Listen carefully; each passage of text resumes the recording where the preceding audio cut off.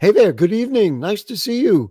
It is time for the Bronx Buzz. This is Bronx Night's program where we talk to reporters, writers, and editors in our first segment. In our second segment, we try to do some arts and culture and things going on in the Bronx. We're going to do that this evening, but we're going to get started with one of our media buddies, and that would be Camille Botello. She's the digital editor for the Bronx Times. Hi, Camille. Nice to see you again. Yes, thanks for having me back, Gary. I wanted to we mentioned it just before the show. You're actually from elsewhere and you've come here. When did you start writing for the Bronx Times and working for the Bronx Times? And I know your work has been expanding, which is nice. Yeah. What are your impressions of being here in the BX after being from out there? From all the way out there. Yeah, I'm from the West originally. I actually grew up in Idaho, went to school outside of Portland, Oregon.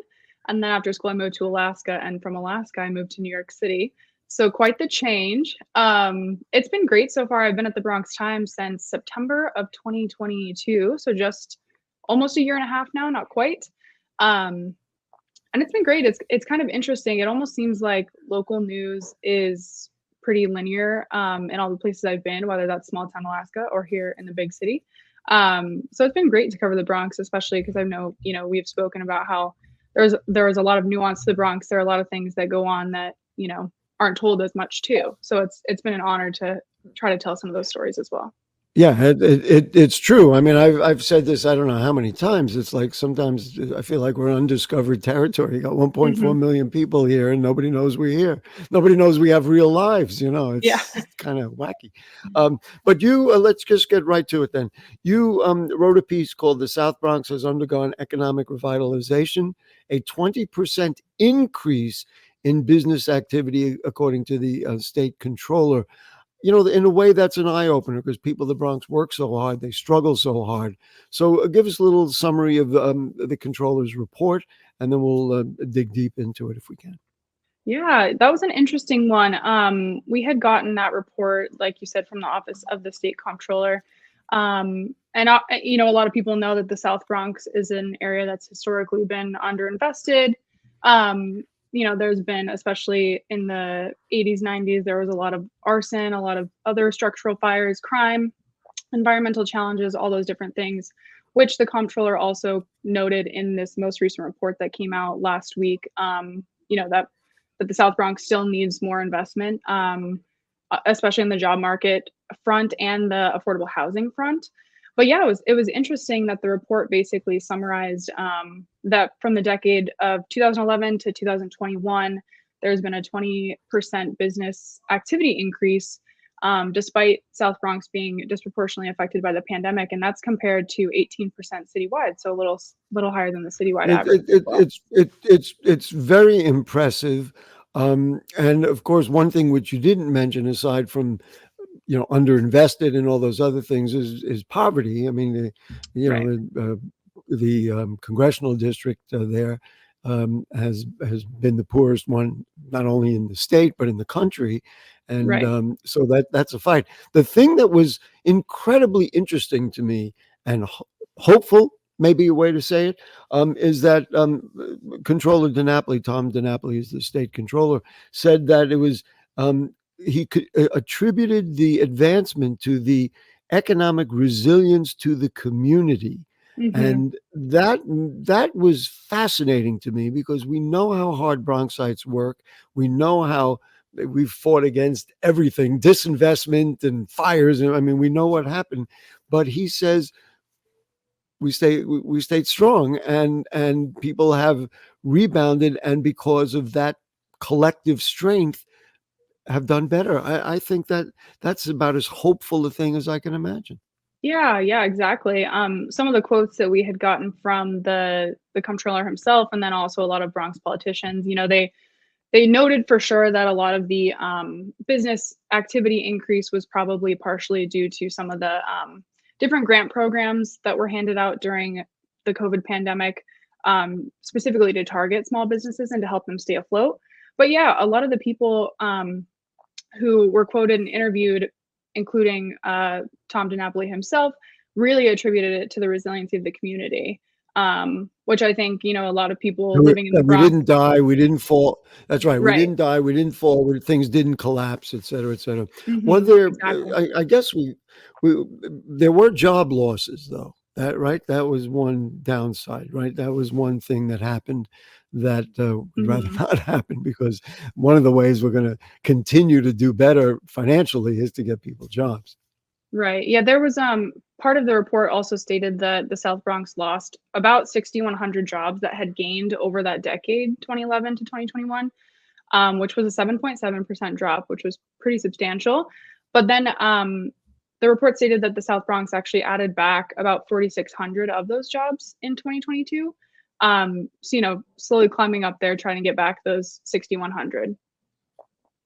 And another thing which you implicated but didn't directly mention, the South Bronx was one of the areas that was most devastated by COVID, and that Hmm. certainly would not only impact people's lives but would impact the economic environment as well.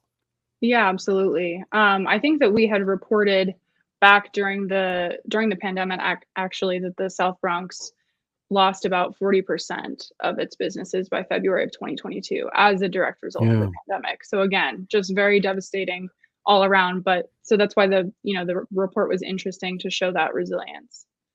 Well, I have to thank you for bringing it to us because, again, like everything else, okay, so there was a report about the Bronx or the South Bronx, and Hmm. we wouldn't have seen it. So thank you, and of course our buddies at the Bronx Times for that. One thing, really to also that was interesting, it can bring us to another point, is the health of the Hunts Point market. I was trying to think, well, what businesses have fueled this? And in some ways, and I don't have any numbers toward that in front of me, it's the health of the Hunts Point food market. And you don't want to say so goes the food market, so goes the South Bronx, but that was encouraging as well. Yeah, yeah. Like I said, I'm not from here. I haven't been here for too long, but it seems like that market is pretty integral to that community, and probably by extension, the larger community of the South Bronx as well.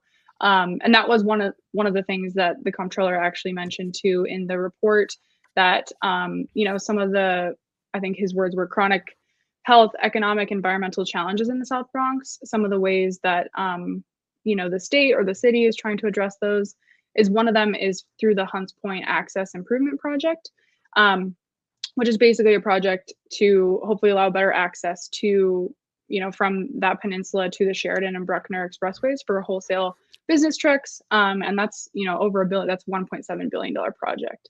So that's a big one. Right. That I recall from the past. That and I kind of lost track of it because it's ongoing. You Hmm. don't do road repair and just change it quickly. But that is another good point. I kind of played a cheap trick. In other words, I wanted to segue from that Hunts Point market right into the Peninsula Housing Project, La Hmm. Peninsula, that had an advancement. They've done well, so now there's the second phase, which you wrote about. Why don't you talk a little bit, if you would, about the La Peninsula and how does that fit into this whole panorama of economic and personal health in the Bronx?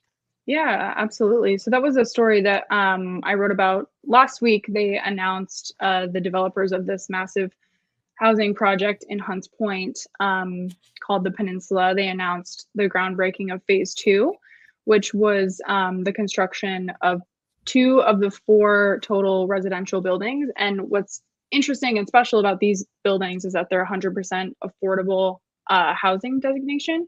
Um, and that's the developers secured almost 300 million, not quite 297 million for phase two of this project last summer. And so those two buildings that are going to go up now are going to join two others that are already on that campus.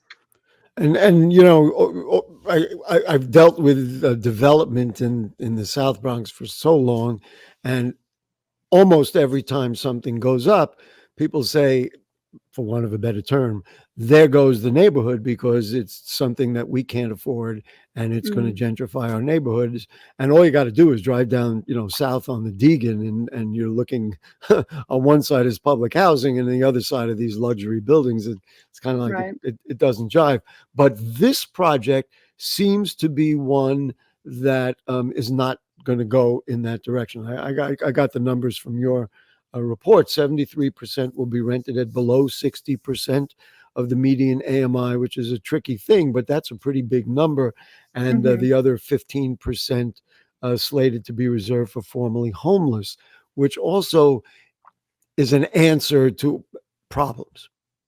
Right. I didn't ask you a question. I'm just saying this sounds to me like good news compared to a lot of the other projects that are going up right there. Yeah, like you said, the South Bronx is kind of an interesting place right now, especially perhaps Hunts Point, because it is one of the last, we've had some reporting on this as well from a former colleague. It is one of the last kind of developable waterfront communities in New York City. And, a lot of people say that it is gentrifying, but projects like this, I think, at least, developers and Bronx politicians would say that they, are trying to help the housing crisis, the greater housing crisis, not just in the South Bronx, but in the Bronx and the city in general. We've got about a minute and a half, and I want to ask you, so what do you got coming up? Got something interesting? You're always working, and I want to tell folks in the Bronx, the reporters and the people at the Bronx Times these days have been working their tails off because I know them well, and every time I call them, they say, we're busy this week. So what do you got? I know you're working on something.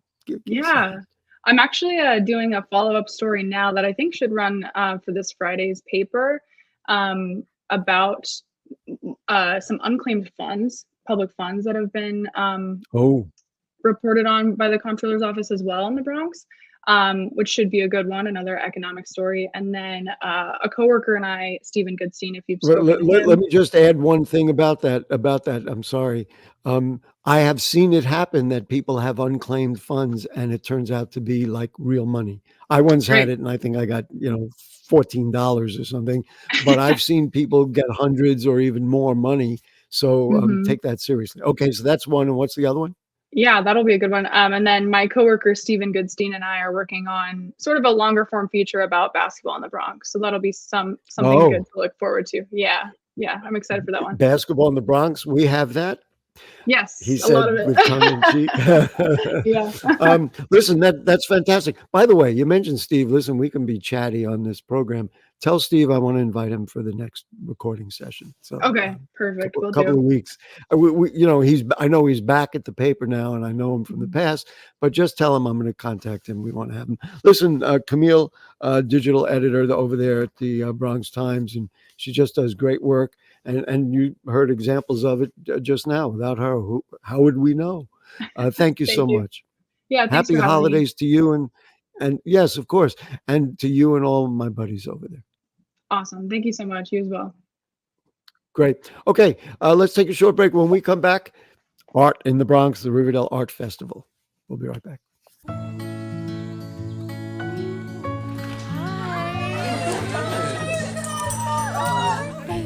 So much. Fostering a pet for a friend or neighbor can keep families together. Learn more at petsandpeopletogether.org. Man, it's lonely. Like, going through life lonely. There is the therapeutic aspect of music, just expressing how you feel. I'm going to talk to Howie about his feelings, make it into a song.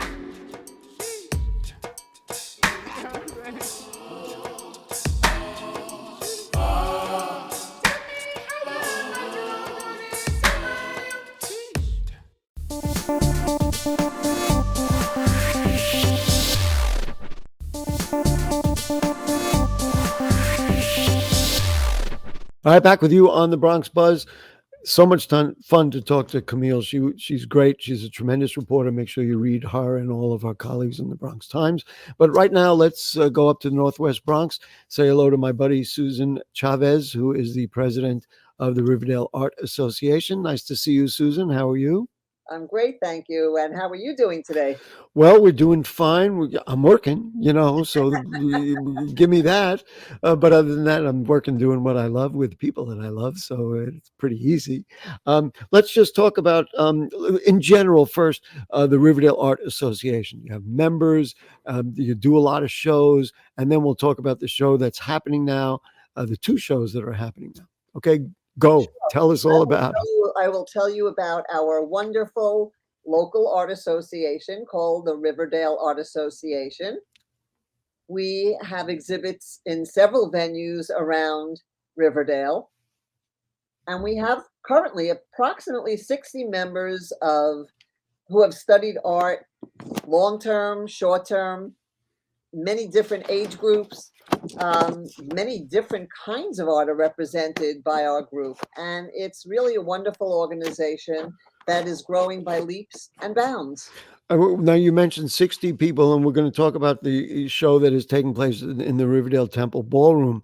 But how many members in general? That would be the first part of my question. And the second part is, the way you said it, some people have studied art, some people have not. Can I assume if you want to participate, the Riverdale Art Association says, yes, come on in? Oh, I'm glad you asked. Well, that's what I'm here for. Okay. Well, we have now instituted a minimum age of 18. Okay. That's fair. Welcome to join us.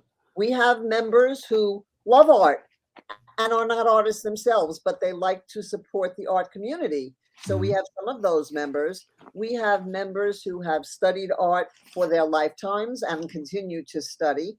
We have artists who are new to the game, some not formally trained, who are dabblers, shall we say, who have grown over time. And especially with the pandemic having set in, many discovered they had art interests, art abilities that they didn't know they had before. And let me just add, or they also felt that with everything closed down, they needed a way to express themselves. They needed to see their vision. Well, that's why it exists, of course. Yeah.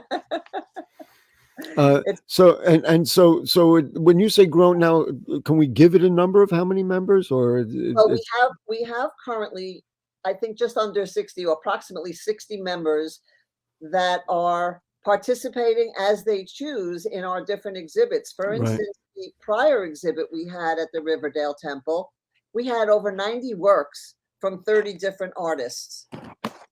The show that followed that, the one that's up currently, has fewer pieces. We asked for fewer pieces per artist. We have about 20 artists who chose to participate. As you know, I was at that the previous one. I haven't seen this one yet.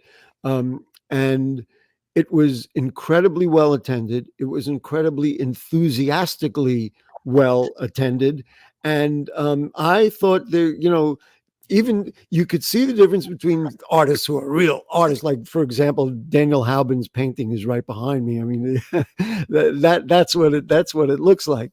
You could see all that stuff, but there were also, you could see the expression of people, of regular folks who just want to express, whether it be about their surroundings or about pictures of people or fantasy stuff, that kind of thing. So I have to tell you, I really was quite impressed and quite pleased, because it was a vision of the Bronx. That's what it's for. So tell us a little bit about Reflections and what people will see if they come to the Riverdale Temple Ballroom. Sure. Well, let me just say this about our exhibits. We generally put out a theme for each exhibit that we have in Riverdale. So we chose the theme Reflections, which we left to the artists to determine how they interpreted that theme. Some took it quite literally. Some took it as a mental looking, reflecting. I see, like reflect. Yes, I get it. Reflecting on circumstances now, social issues, climate issues. So we give them an open-ended theme, and they interpret it as they wish with whatever medium they happen to be using. Now, you asked me what kinds of work they will see. We have photography, acrylic painting, monoprints, watercolor, oil paintings. mixed media. We have so many different kinds of artwork that are represented in our shows that there's something there for everyone, different styles of Right. work and different kinds of interpretations of what the theme meant to them. Showing the true diversity of the Bronx. Yes. Now I don't know how carefully you place that painting behind you, which is a reflection or could be considered a reflection. Is that, I guess it's not one of the ones that's up there. You could talk briefly, if you would, about your own work as an artist and what got you to this point to be so enthusiastic about the Riverdale Art Association. Well, I was always into some sort of creation with my hands. I love to build with wood. I like photography. The picture behind me is an in the works piece that I had taken a photograph when I was in Massachusetts. And that's a lot of inspiration for me, is travel and nature. Oh, I see. Excuse me. So above it is the photograph that you're using. Oh, Yeah. So I'm a novice. I have no idea. I had seen this image and it just appealed to me. It spoke to me. And I said, I want to put that on a canvas. And my work, my preference is oil paint, but I no longer have a studio access. And I don't do oil painting inside because I understand it's very toxic. So the weather's got to cooperate. And it seems that since I took that photograph, the weather did not cooperate. There you When I go. wanted to paint, it was windy, it was cold, it was So what is that? If I could see, is that watercolor from here? so that's the story. So I Oh. couldn't do it in oil. And I was sitting here at night and I said, I really want to work on that painting I started. Maybe I'll do it in acrylic, but I just didn't feel like Oh. squeezing my acrylics out. So I said, you know what? I'm going to work on a canvas because I plan to do it on a canvas, and I'm going to try something that most people wouldn't do, but it is a prepped canvas. I'm waiting. I want to do a drum roll to get to have you tell us what it is. Well, I did watercolor on the canvas. So you did And do I was watercolor. astounded to see, and I said, well, if it doesn't come out the way I want it to in my head, I'll use it as an underpainting and I'll go over it with pastel Right, or of course. acrylic or something. Well, I loved the way it looked. And is that in part because the watercolor got a little bit absorbed, and so it, right, right, it got absorbed in the canvas. Less absorbed than I had thought it would. However, Really? when I went back on it because I wanted to enhance certain areas, change things up a little bit, what happened was some of the watercolor started to lift. And so I've been stuck at this point, but I happen to really love Well, the I hope that the fact that we had this discussion, the fact that other people are seeing it, will inspire you to say, you know what, I better get to it. Our producer Anderson has 2 photos or pictures of things that you sent. So let's take a look. And like this. Now, what is this? Who is this? This is a piece I did in Ah. oil, and it is everyone's cat, it seems. I showed it to my daughter-in-law's mother, and she said, "Oh my God, when did you ever see my cat?" And I showed it to somebody I didn't know, and they said, "That's my cat you captured." Wow. Well, it was just someone's cat, and there Now, it is. and you did it from a photograph, or you did it from up I here? did that. The inspiration was life and a photograph, but the work was from here. Wow. I will tell you, my cat recently had to be put to sleep, but she was black, so that didn't look like my cat. I know you tried, but it actually has a little more color than many of the cats I've seen of that ilk. And then there was a second picture that we have, and you can show that. What is this? Oh, this is a photograph. See, that's the other thing. I love to walk in the local parks and not necessarily local parks. I was walking in Van Cortlandt Park with a friend of mine who happens to also be an artist and currently a board member who's stepping away from the board because her life is getting very, very busy. This is a photograph of a gorgeous blue heron that was posing for me by the Wow. lake. Wow, And then that it was actually stood there and was posing. You know what I do love about that? because I wasn't sure what was what when you sent it to us. You just sent us the pictures, and I said, "Well, wait a minute, is that a painting?" And it looked like the background was a painting, and that maybe you had cut a stencil or taken, did some other digital thing to put it. But you're saying that was a photograph. That is a Anderson, photograph. could we pop? That I is a just want to pop that up again so we could look at it while we keep talking. Go ahead, It's a Susan. photograph that totally fits Reflections. So I am selling the photograph as a print at Ah, the exhibit because most of the work is for sale. Several pieces have sold already in each of our shows. Several pieces have been bought. But this one so perfectly caught the reflections that I put this one in the bin as a piece for as a piece for that. Now, before we run out of time, I just want to talk about you have something now, Reflections. We have Celebrations, which you told me is going on at Christ Church up on 252nd and Henry Hudson Parkway. Do tell. Well, Celebrations is, as you would expect, it's holiday time, Oh, and of course, yes. people have interpreted celebrations in many ways, again, with multidisciplines. Very interesting, beautiful work is represented there. Some of it's somewhat religious, some of it's not. A lot of it's just very joyful and joyous. That Well, shows, let's say, even if it's religious, it is joyful. Let's be well, fair. it may be, or sometimes it's more serious Oh, okay. than uplifting and gay. Right, okay. So that show will be up till January 5th, and you can access that show any Monday through Friday between 10 and 12 o'clock. You can go in And pop in there. So let's do that. So that's through January 5th at Christ Church, 252nd and Henry Hudson Parkway. And that is, what'd you say, Monday through Thursday? Friday. And Monday through Friday from 10 to 12. Otherwise, you might be able to make a special arrangement, but they use that church for many other activities. yes, I'm sure. And then let's talk about the Riverdale Temple Ballroom for Reflections. That is only up till the 22nd of this month, till just before the holiday.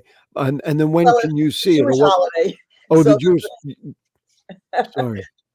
tomorrow, I think, or Yes. the day after. Right. Yeah. We're recording this for people who don't know on December 5th. Oh. So I have to go check my calendar. But anyway, so that's up till the 22nd. And when can you go in and see that? That usually you have to make an arrangement because of what's going on in the Middle East. They're more cautious about allowing people in unescorted. That makes unfortunate sense. I mean, Yeah. I'm so They sorry need for to have all security reasons. there. Yeah. Yeah. And so we have had to curb the hours and the times, but an arrangement can be made, and we're trying to get a member of the organization to be there in the afternoon when their children's school lets out, to take somebody in who wants to Right. see. Or listen, for me, the kids, man, bring the kids in. Let the kids reflect and celebrate. Anyway, Susan Chavez, president of the Riverdale Art Association, thanks for joining us. Keep me, and I'm sure you will, keep me in touch, keep us in touch. And thanks for just doing what we need to do in the Bronx. Expand our minds, expand our concepts, express ourselves. That's who we are. And thank you for the opportunity. Have Oh, a of course. happy holiday. Yes. Healthy You and too. safe. Oh, that's peaceful. I had to add that. I'm sorry. Anyway, so thank you so much, Susan, and that will do it for the Bronx Buzz for this evening. Thanks to Camille from the Bronx Times. Thanks to Susan from the Riverdale Art Association. Thanks to you. Happy holidays, everybody, and I mean that about peace. And if the curtain don't fall and the creek don't rise, we'll be back next week. Good night.